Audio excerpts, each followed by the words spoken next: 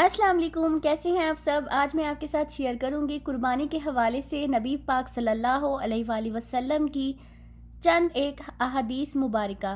تو چلیے ویڈیو کو سٹارٹ کرتے ہیں۔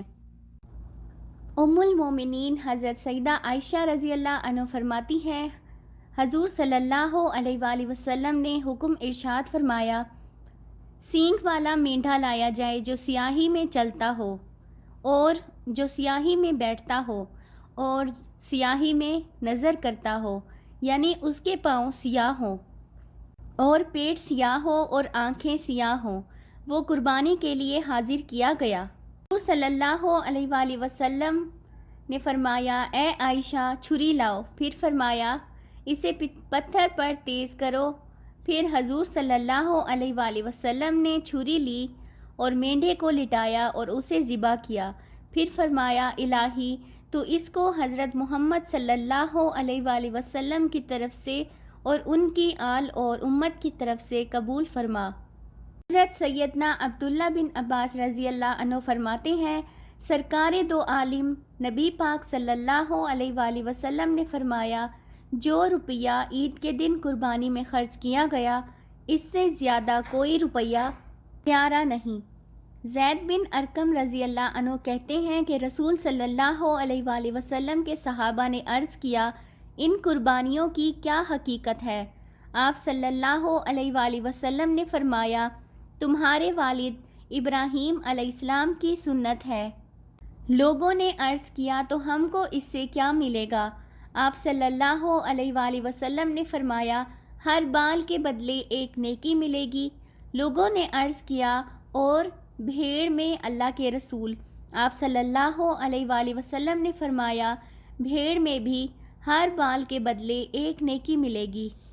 آپ صلی اللہ علیہ وآلہ وسلم نے عید کے دن خطبہ دیتے ہوئے فرمایا کہ پہلا کام جو ہم آج کے دن میں کرتے ہیں یہ ہے کہ پہلے ہم نماز پڑھیں، پھر واپس آ کر قربانی کریں۔